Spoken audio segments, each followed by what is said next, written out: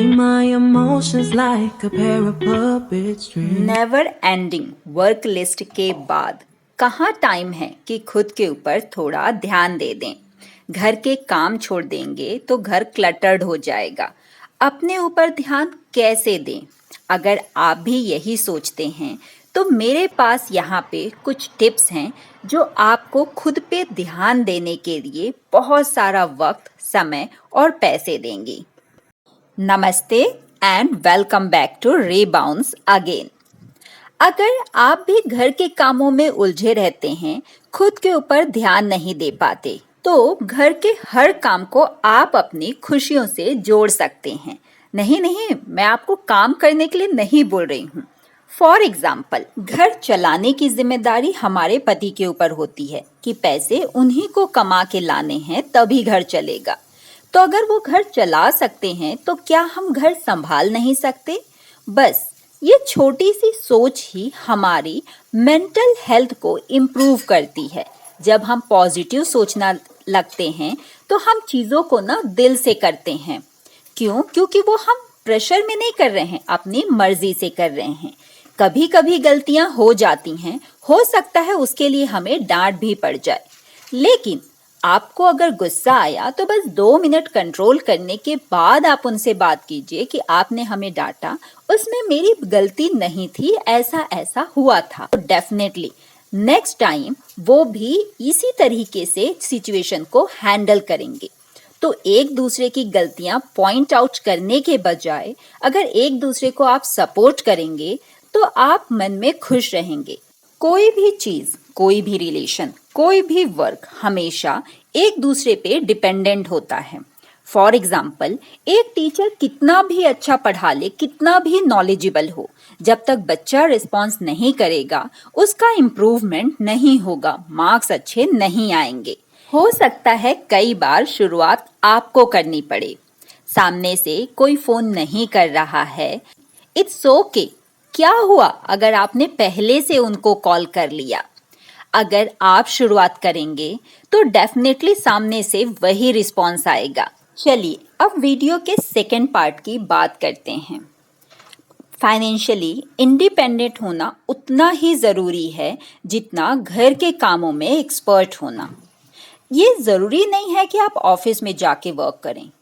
अगर आप बच्चों की टेक केयर अच्छे से करते हैं तो आप घर में ही डे केयर ओपन कर सकते हैं। अगर आपको पढ़ाई में इंटरेस्ट है तो आप कहीं कोचिंग में या ट्यूशन में पढ़ा सकते हैं। अगर आपको ड्राइंग या क्राफ्ट अच्छे से आता है तो आप उनकी क्लासेस ले सकते हैं। अगर आपको डेकोरेशन में इंटरेस्ट है तो आप इंटीरियर की शॉप में एज अ असिस्टेंट वर्क कर सकते हैं। Options are unlimited.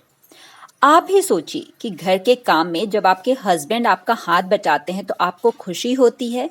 उसी तरह अगर घर के एक्सपेंसेस में आप कंट्रीब्यूट करेंगे, चाहे वो कितना छोटा कंट्रीब्यूशन ना हो, उनको अच्छा लगेगा। बट एक चीज़ हमेशा ध्यान में रखिए, काम वही कीजिए जो आपको सच में पसंद हो। मुझे टीचिंग बहुत ज़्यादा पसंद है। आप ये कह सकते हैं कि टीचिंग ही मेरी हॉबी है।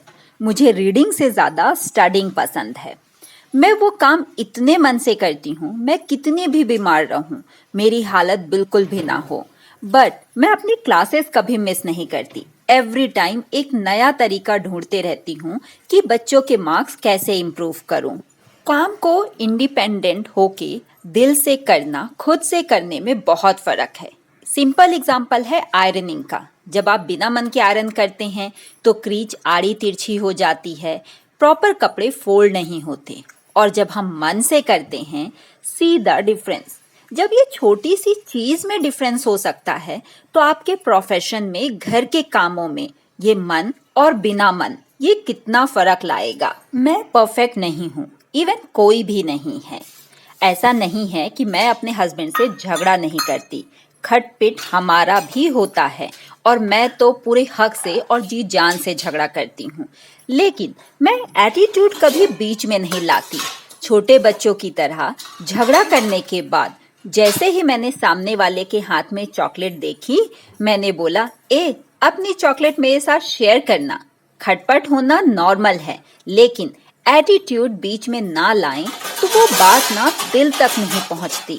मैं आपके साथ एक सीक्रेट शेयर करती हूँ। मेरा जो नेचर था वो बहुत ही चिड़चिड़ा और इगोइस्ट टाइप का था।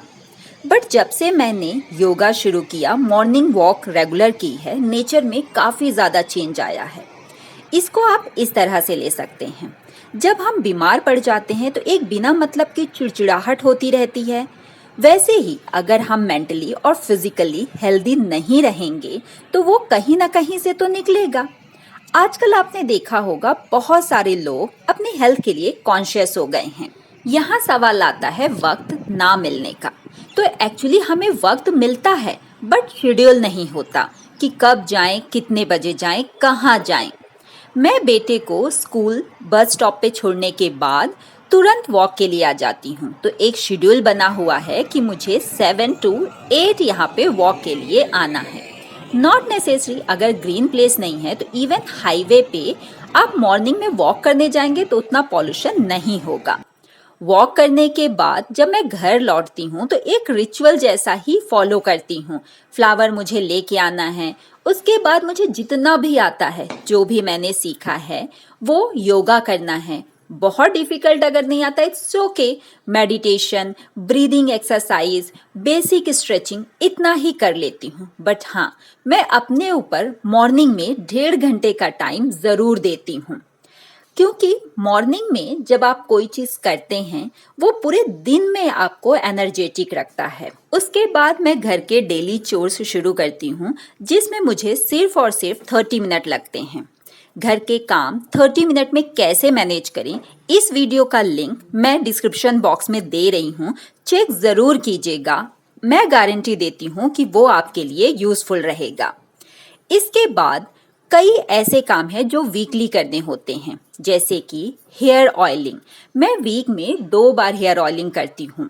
5 टाइप्स के ऑयल यूज़ करती हूँ, उनको मिक्स करके हल्का सा हीट अप कर लेती हूँ। उसके बाद अच्छे से मसाज करती हूँ। हो सकता है मुझे इसके लिए टाइम ना मिलता, बट अगेन इसका भी शेड्यूल बना हुआ है कि एवरी मंडे एंड फ्राइडे को मुझे हेयर ऑयलिंग करनी है।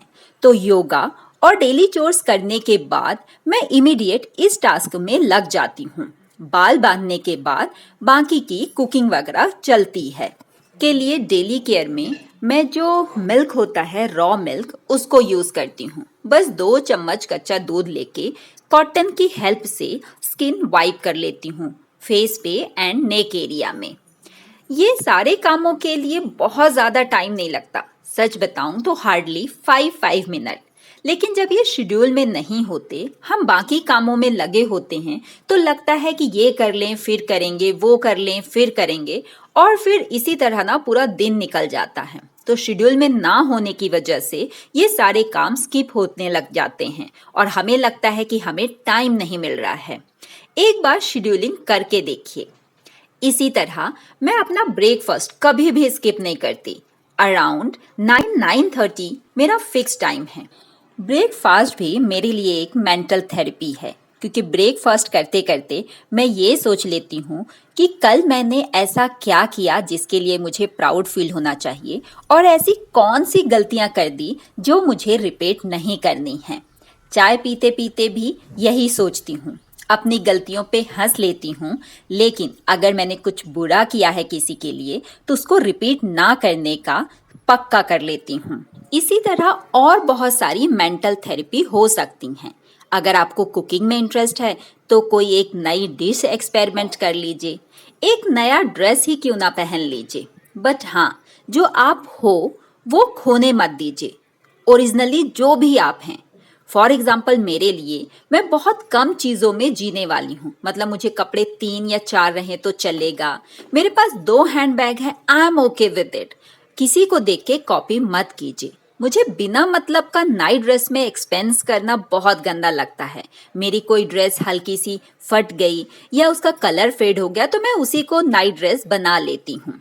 अगर मुझे कहीं बाहर जाना है, मेरे पास ग्रीन कपड़े नहीं हैं, तो मैं किसी से बोरो करना पसंद करूँगी, बहन से या भाभी से। मैचिंग की ज्वेलरी नहीं है तो मैं उनको बनाना पसंद करूँगी।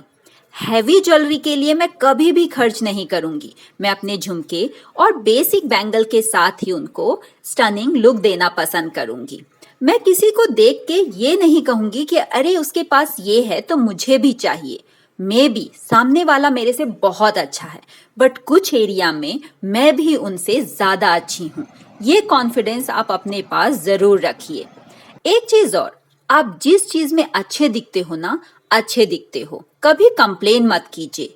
एनिवर्सरी के लिए हस्बैंड ने केक ऑर्डर नहीं किया, इट्स ओके, पेस्ट्री कट करके खुश हो लीजिए। खुशी के लिए सिर्फ बहाना चाहिए। So be happy and lots of love from the Rebounce again. Take care. मिलते हैं अगले वीडियो में बहुत ही जल्द। Bye bye.